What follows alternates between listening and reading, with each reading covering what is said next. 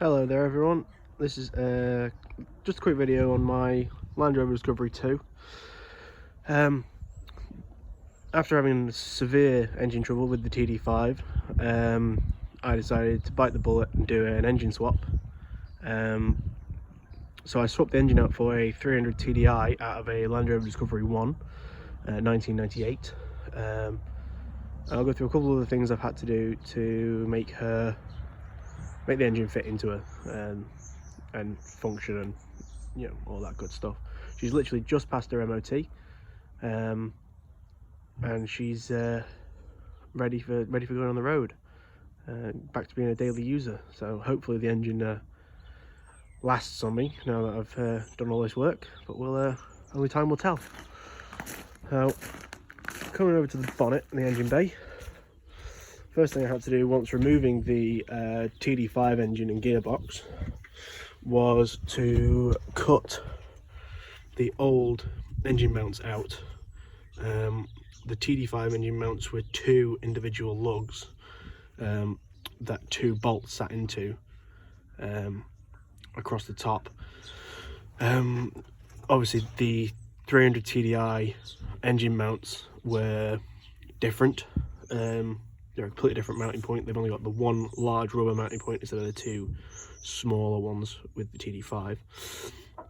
So I jumped in the engine bay with the old engine out, cut them back, and then tied them all up with a grinder, went right back to flush, flat, bare metal, which really gave me then a nice clean area for welding the new engine mounts in.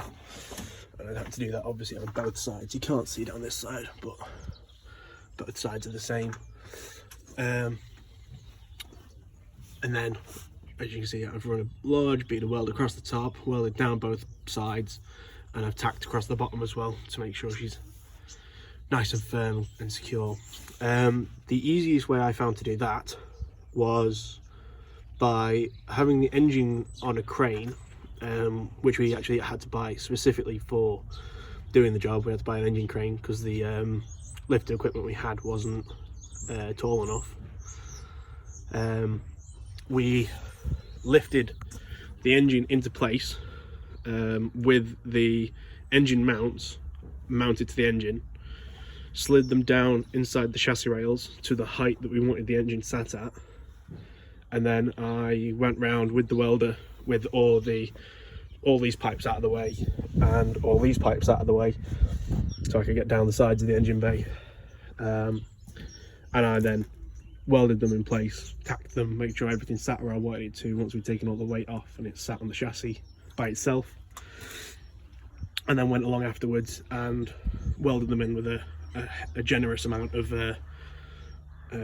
welding rods. So that was the easiest way we found to get the engine mounted in place. The radiator and intercooler itself, the bottom mounts for the radiator and intercooler on the external case for them, the external case has got two lugs on the bottom that stick out like that. The chassis itself on the TD5 has already got two holes, the correct distance apart, about there and there, same as them ones, in the chassis, which they just sat into and located. So then what I did was got the 300 TDI Disco 1 mounting points, took the front end apart so I could get to this plate. I put an extension plate in, which you can just see there, which is that, if it would focus, there we go.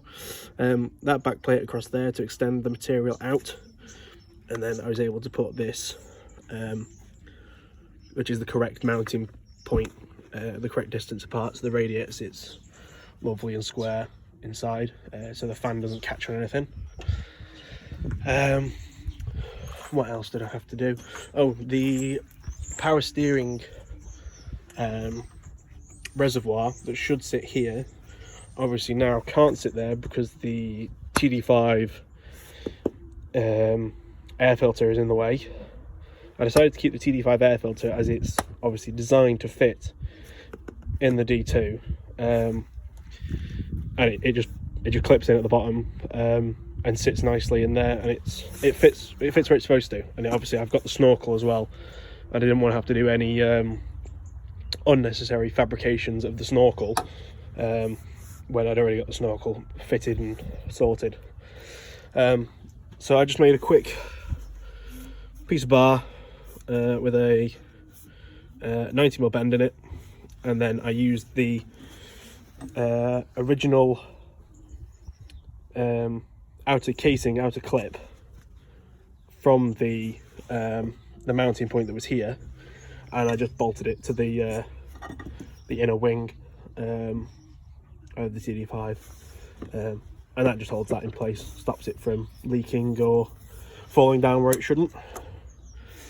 And then the coolant pipes, these two back here that run into the heater matrix, I had to cut them and then fit them together.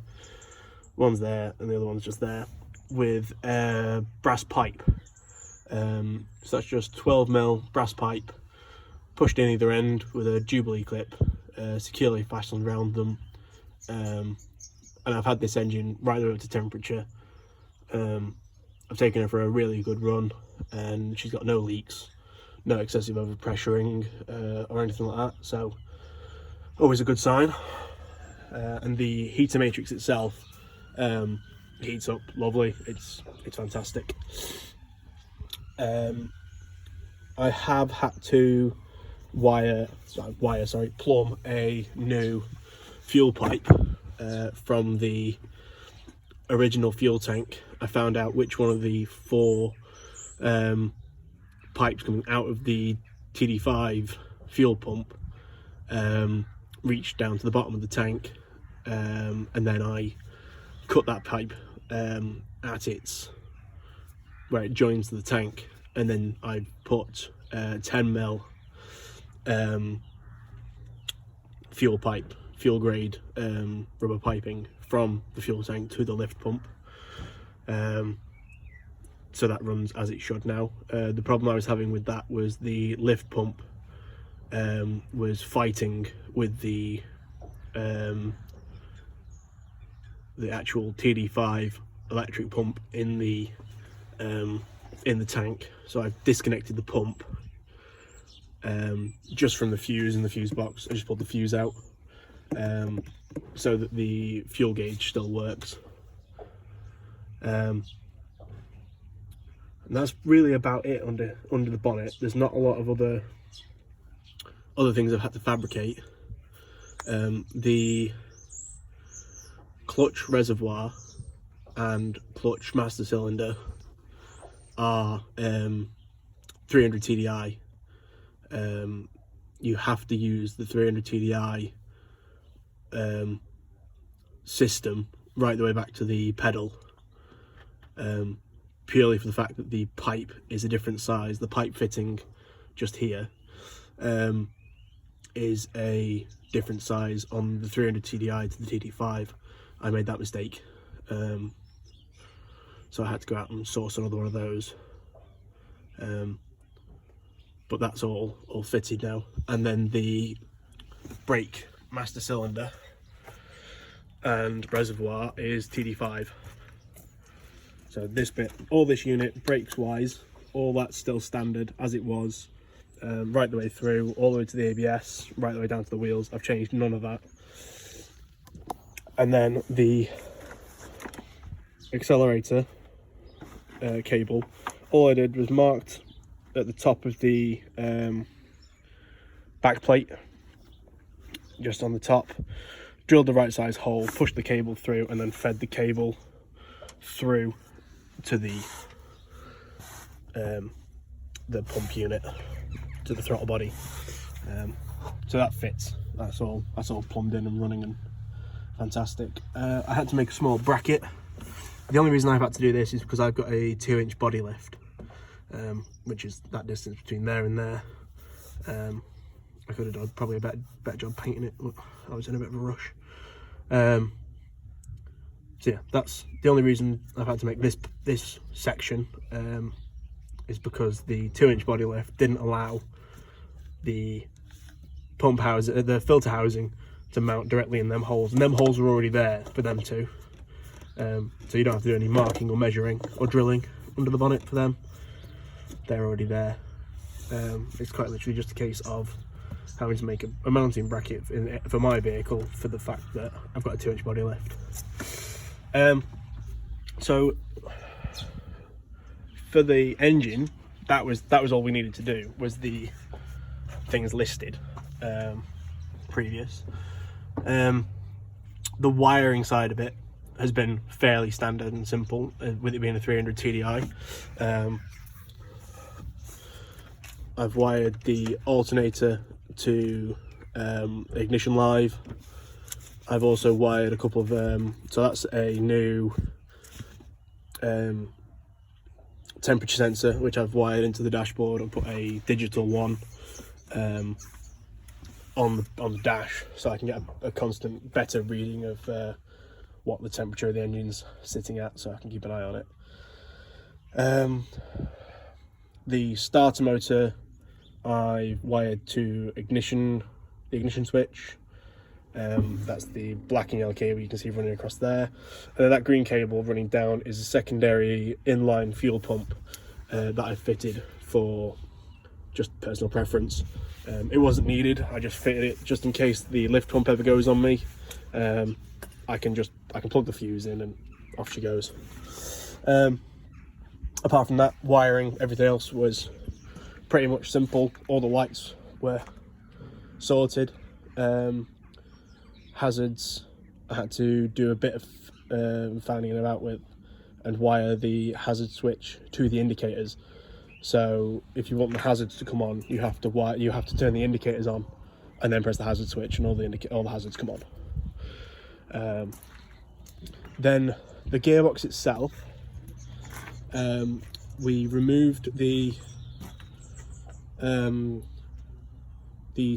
gearbox and cut away the TD5 gearbox mounting points underneath.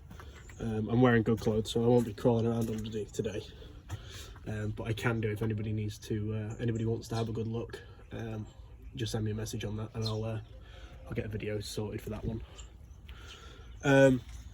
The 300 TDI gearbox cradle has got two large winged fan sort of sides to it. It's two large plates welded to a box section underneath that the gearbox sits onto. And with very little work, all we did was bent the tops of the flaps in slightly, so instead of it being like that, we've chamfered it ever so slightly in at the top, just for ease of fitting it.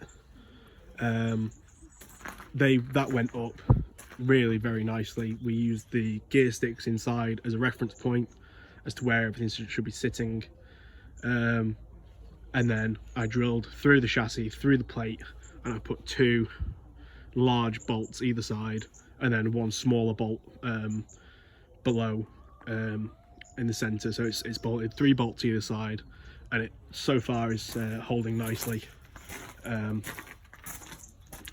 it's doing what it needs to do.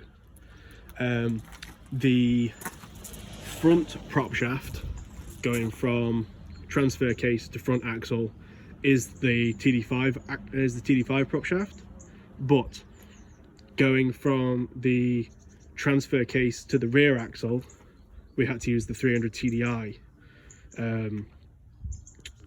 prop shaft because the distance is smaller.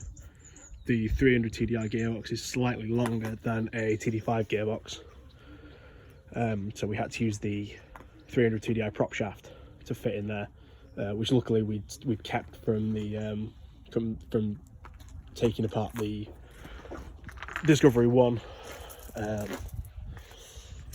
So mechanically, that's everything, and how to make it fit. And then the wiring itself, I'll probably do another video on, just because that's what's taking me the most amount of time. But going under here. Just there's the temperature gauge, and she starts up. Absolutely lovely.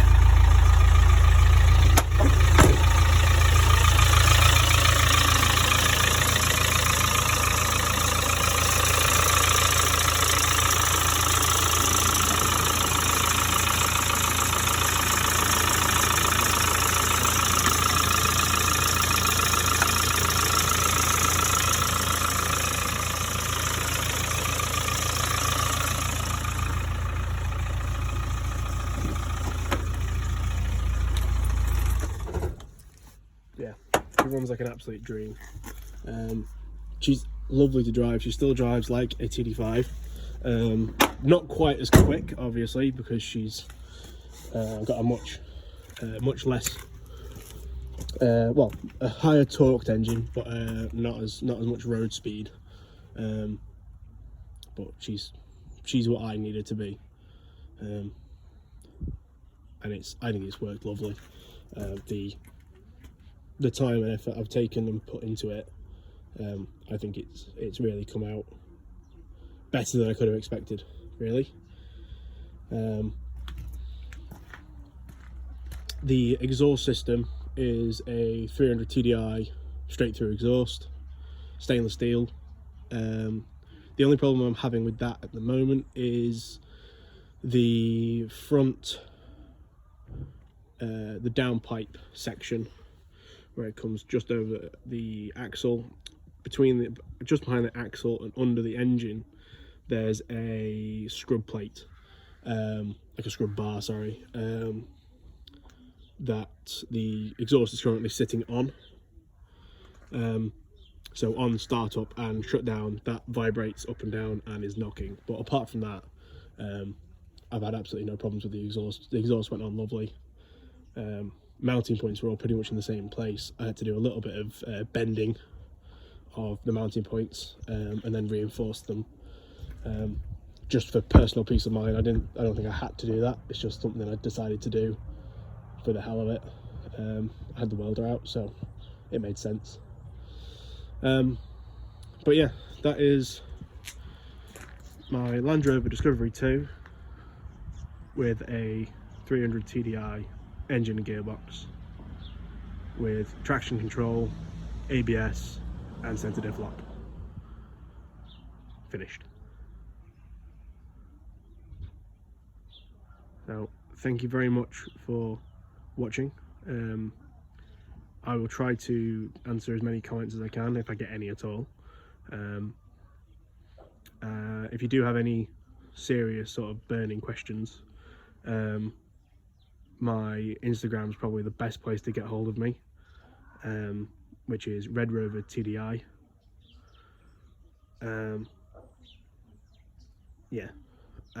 Just thank you very much, and I hope everyone's projects go well. Cheers.